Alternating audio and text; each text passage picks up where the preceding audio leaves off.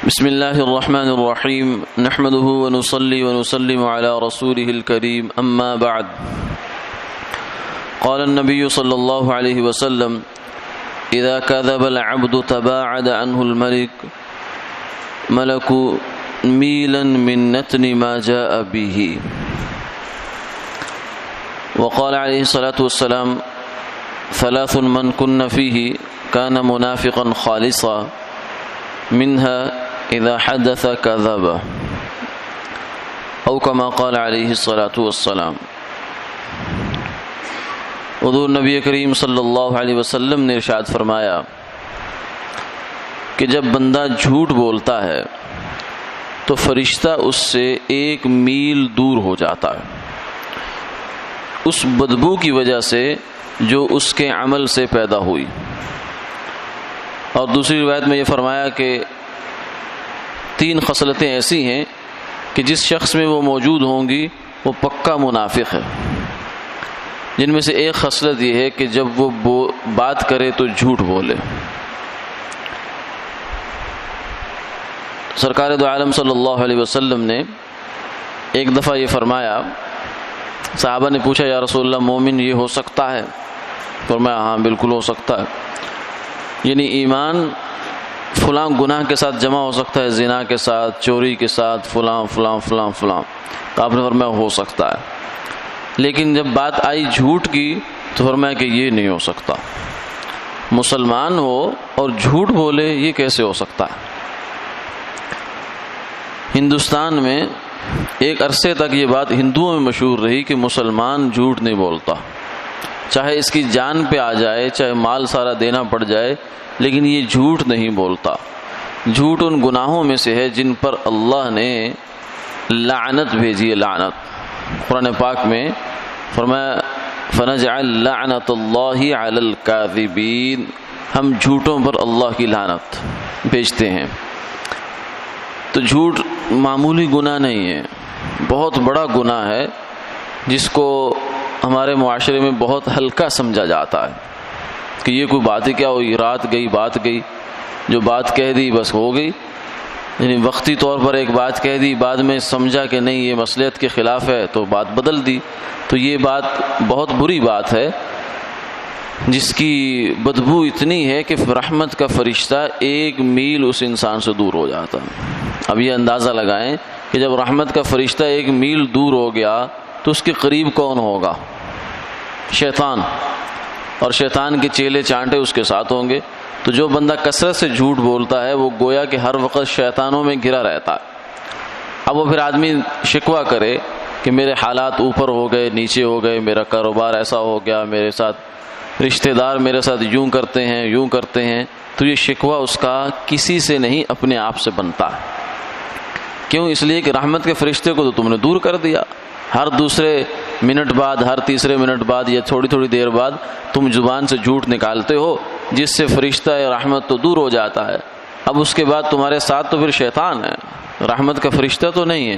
اس لیے جھوٹ سے بہت زیادہ بچنا چاہیے. مذاق میں بھی جھوٹ بولنا جائز نہیں ہے. جھوٹ ایسی لعنت ہے کہ جو مذاق میں بھی بولنا جائز نہیں ہے. بچوں کے ساتھ بولنا بھی جائز نہیں ہے. سرکار دو عالم صلی اللہ علیہ وسلم کے سامنے ایک خاتون کو دیکھا کہ وہ اپنے بچے کو بلا رہی ہیں اور کہہ رہی ہیں کہ آؤ بچہ میں تمہیں کوئی چیز دیتی ہوں، اور مٹھی جیسے بند ہے. تو آپ نے فرمایا کہ واقعتاً تم نے کچھ دینا تھا اس کو؟ انہوں نے کہا یا رسول اللہ جی کیا دینا تھا؟ فرمایا کہ کھجور تھی میرے پاس، میں نے اس کو بلا کر یہ دینی تھی.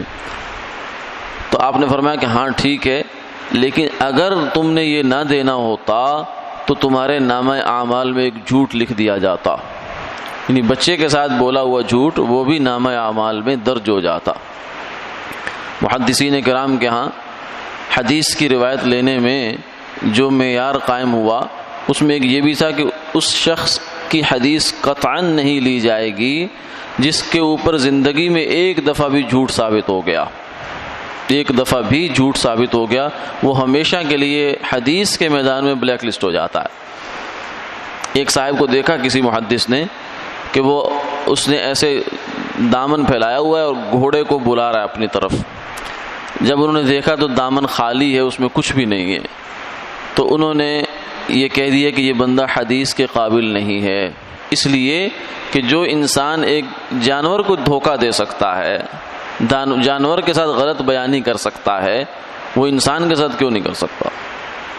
اس لیے جھوٹ سے بہت زیادہ کوشش کرنی چاہیے کہ بچے انسان، نہ ہی بولے، بس چاہے کچھ بھی ہو جائے۔ ایک بزرگ تھے ہمارے یہاں ہندوستان میں، ان کا نام جو ہے وہ مختلف ناموں سے ان کو پکارا جاتا ہے، ملا جیون بھی کہتے ہیں، کچھ ملا دو پیازا کہتے تھے، کچھ کہتے تھے، بہرحال ایک کردار ہے یہاں ہندوستان کا۔ تو ان کے پاس لڑکوں نے آ کر کہا کہ ملا جی آج ایسا ہوا ہے کہ جمنا کا یا راوی کا پل جو ہے نا وہ چوری ہو گیا۔ تو حضرت بڑے پریشان ہو گئے، تو پوچھا کہ اب کیسے واپس آئے گا؟ انہوں نے کہا جی اتنا حلوہ کھلا دیں یا چیز کھلا دیں تو واپس آ جائے گا۔ تو ملا جی نے کہا ٹھیک ہے، یہ لو پیسے کھا لو۔ جب وہ کھا چکے تو پھر وہ کہنے لگے ملا جی ہم نے تو مذاق کیا تھا۔ تو کسی نے ان سے کہا کہ حضرت آپ نے یہ کیسے باور کر لیا، آپ نے کیسے سمجھ لیا کہ پل چوری ہو سکتا ہے؟ پل بھی بھلا کبھی چوری ہوا؟ تو حضرت نے فرمایا کہ ہاں بات تو یہی ہے، تمہاری بات ٹھیک ہے، پل چوری نہیں ہو سکتا، لیکن مسلمان کی زبان سے جھوٹ نکلے یہ بھی نہیں ہو سکتا۔ میں نے پل کا چوری ہونا تو گوارا کر لیا اپنے دماغ میں، اس کو میں نے کہا یہ ہو سکتا ہے، لیکن مسلمان جھوٹ بولے یہ نہیں ہو سکتا۔